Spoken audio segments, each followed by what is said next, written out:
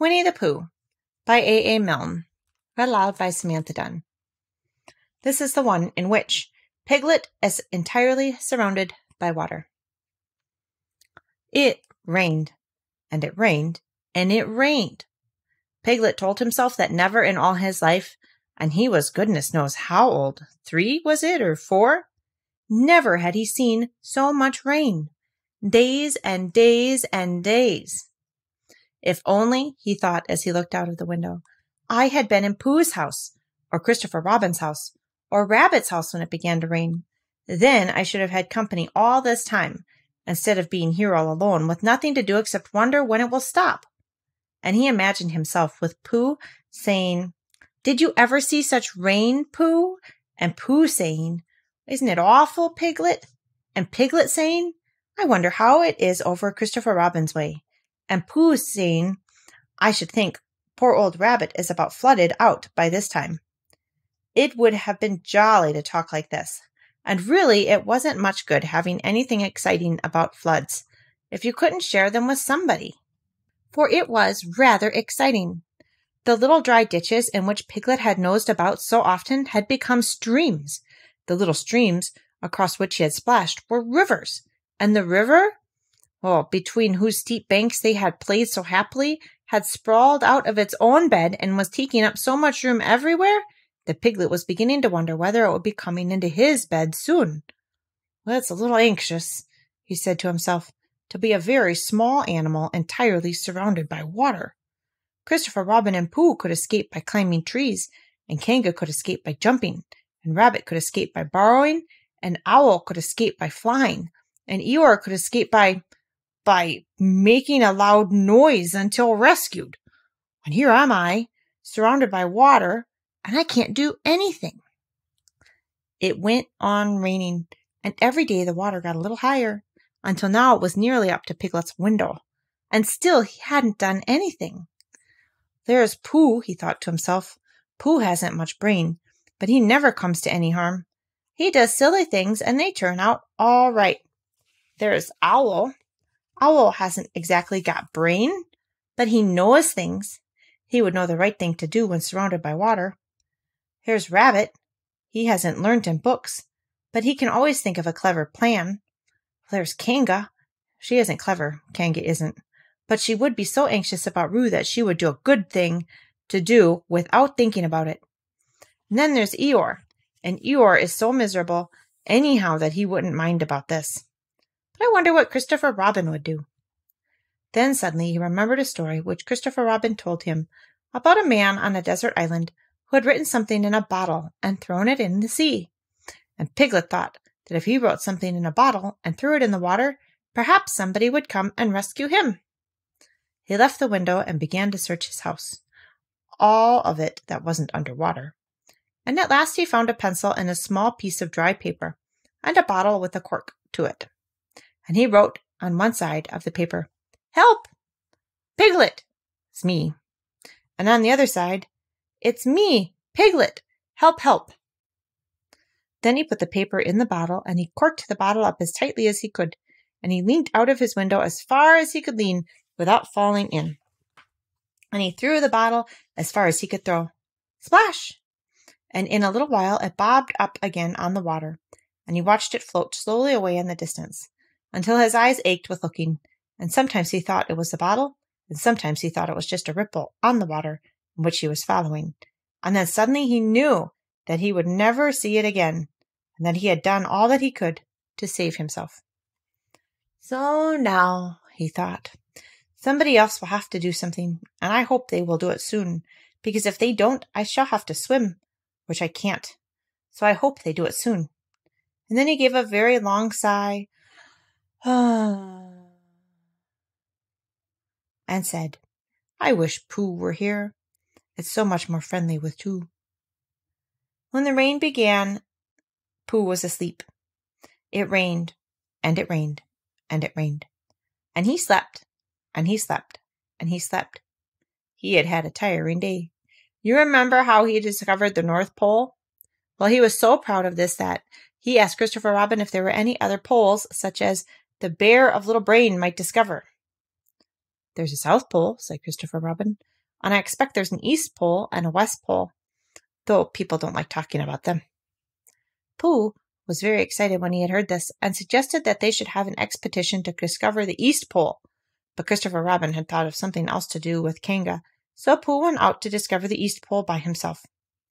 Whether he discovered it or not, I forget, but he was so tired when he got home that in the very middle of his supper, after he had been eating for a little more than a half an hour, he fell fast asleep in his chair, and slept and slept and slept. Then suddenly he was dreaming. He was at the East Pole, and it was a very cold pole, with the coldest sort of snow and ice all over it. He had found a beehive to sleep in, but there wasn't room for his legs, so he had left them outside.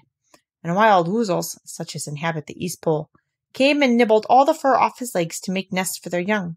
And the more they nibbled, the colder his legs got, until suddenly he woke up with an ow! And there he was, sitting in his chair with his feet in the water, and water all around him. He splashed to his door and looked out. This is serious, said Pooh. I must have an escape. So he took his largest pot of honey and escaped with it to a broad branch of his tree, well above the water. And then he climbed down again and escaped with another pot. When the whole escape was finished, there was Pooh sitting on his branch, dangling his legs, and there beside him were 10 pots of honey. 2 days later, there was Pooh sitting on his branch, dangling his legs, and there beside him were 4 pots of honey. 3 days later, there was Pooh sitting on his branch, dangling his legs, and there beside him was 1 pot of honey. 4 days later, there was Pooh, and it was on the morning of the 4th day that Piglet's bottle came floating past him, and with one loud cry of "Honey!" Pooh plunged into the water, seized the bottle, and struggled back to his tree again. "Bother!" said Pooh as he opened it. "All that wet for nothing. What's that bit of paper doing?" He took it out and looked at it. "It's a message," he said to himself. "So that's what it is. And that letter is a P.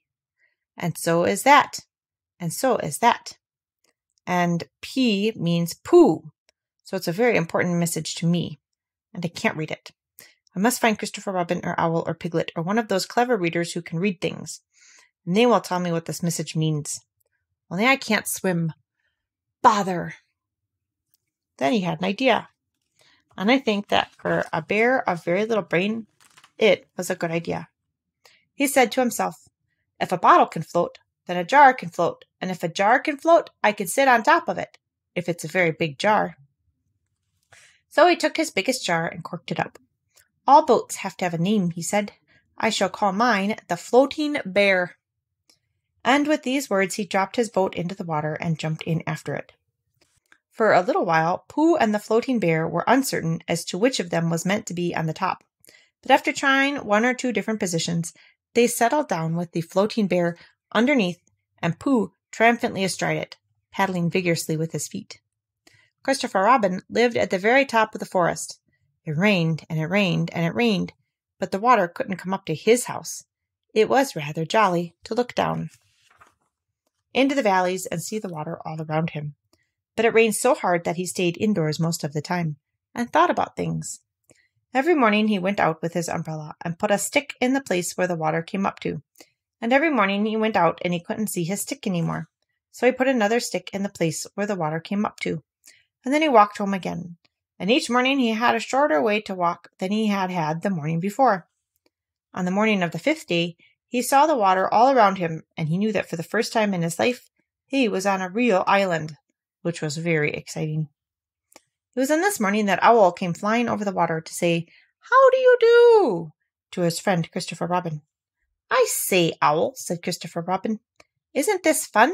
I'm on an island." "Oh, the atmospheric conditions have been very unfavorable lately," said Owl. "The what?" "It has been raining," explained Owl. "Yes," said Christopher Robin, "it has. The flood level has reached an unprecedented height." "The who?" "Well, there's a lot of water about," explained Owl. "Yes," said Christopher Robin, "there is. However, the prospects are rapidly becoming more favorable. At any moment. Have you seen Pooh?" No. At any moment, I hope he's all right, said Christopher Robin. I've been wondering about him. I expect Piglet's with him. Do you think they're all right, Owl? I expect so. You see, at any moment, do go and see, Owl, because Pooh hasn't got very much brain, and he might do something silly, and I do love him so. Owl, do you see, Owl? That's all right, said Owl. I'll go. Back directly. And he flew off. In a little while, he was back again. Pooh isn't there, he said. Not there. Has been there. He has been sitting on a branch of his own tree outside of his house with 9 pots of honey, but he isn't there now. Oh, Pooh, cried Christopher Robin, where are you? Here I am, said a growly voice behind him. Pooh! They rushed into each other's arms. How did you get here, Pooh? Asked Christopher Robin when he was ready to talk again. On my boat, said Pooh proudly. I had a very important message sent to me in a bottle, and owing to having got some water in my eyes, I couldn't read it. So I brought it to you, on my boat. With these proud words, he gave Christopher Robin the message. But it's from Piglet, cried Christopher Robin when he read it. Isn't there anything about Pooh on it? Asked a bear, looking over his shoulder. Christopher Robin read the message aloud. Oh, are those peas Piglets? I thought they were Poohs. We must rescue him at once. I thought he was with you, Pooh. Owl, could you rescue him on your back? I don't think so, said Owl after grave thought. It is doubtful if the necessary dorsal muscles. Then would you fly to him at once and say a rescue is coming? And Pooh and I will think of a rescue and come as quick as ever we can. Oh, don't talk, Owl. Go on, quick. And still thinking of something to say, Owl flew off. Now then, Pooh, said Christopher Robin, where's your boat? I ought to say, explained Pooh as they walked down to the shore of the island, that it isn't just an ordinary sort of boat. Sometimes it's a boat, and sometimes it's more of an accident. It all depends. Depends on what? On whether I'm on the top of it or underneath it. Oh. Well, where is it? There, said Pooh, pointing proudly to the floating bear. It wasn't what Christopher Robin expected, and the more he looked at it, the more he thought what a brave and clever bear Pooh was. And the more Christopher Robin thought this, the more Pooh looked modestly down his nose and tried to pretend he wasn't. But it's too small for 2 of us, said Christopher Robin sadly. 3 of us with Piglet. That makes it smaller still. Oh, Pooh Bear, what shall we do? And then this bear, Pooh Bear, Winnie-the-Pooh, F.O.P., which is friend of Piglet's, R.C., Rabbit's companion, P.D., Pole discoverer, E.C., and T.F., Eeyore's companion and tail finder, in fact, Pooh himself, said something so clever that Christopher Robin could only look at him with mouth open and eyes staring, wondering if this was really the bear of very little brain whom he had known and loved so long. We might go in your umbrella, said Pooh. Huh? We might go in your umbrella, said Pooh. We might go in your umbrella, said Pooh. For suddenly Christopher Robin saw that they might. He opened his umbrella and put it point downwards in the water. It floated, but wobbled. Pooh got in. He was just beginning to say that it was all right now, when he found that it wasn't. So after a short drink, which he didn't really want, he waded back to Christopher Robin. Then they both got in together, and it wobbled no longer. I shall call this boat the Brain of Pooh, said Christopher Robin, and the Brain of Pooh set sail forthwith in a southwesterly direction, revolving gracefully. You can imagine Piglet's joy when at last the ship came in sight of him. In after years he liked to think that he had been in the very great danger during the terrible flood, but the only danger he had really been in was the last half-hour of his imprisonment, when Owl, who had just flown up, sat on a branch of his tree to comfort him, and told him a very long story about an aunt who had once laid a seagull's egg by mistake. And the story went on and on, rather like this sentence, until Piglet, who was listening out his window without much hope, went to sleep, and naturally, slipping slowly out of the window towards the water until he was only hanging on by his toes, at which moment, luckily, a sudden loud squawk from Owl, which was really part of the story, being what his aunt said when Piglet woke up, and just gave him time to jerk himself back into safety and say, "Oh, how interesting." And did she?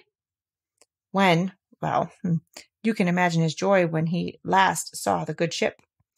The Brain of Pooh, Captain C. Robin, First Mate P. Bear, coming over the sea to rescue him. And that is really the end of the story. And as I am very tired after the last sentence, I think I shall stop there. The end. Thank you.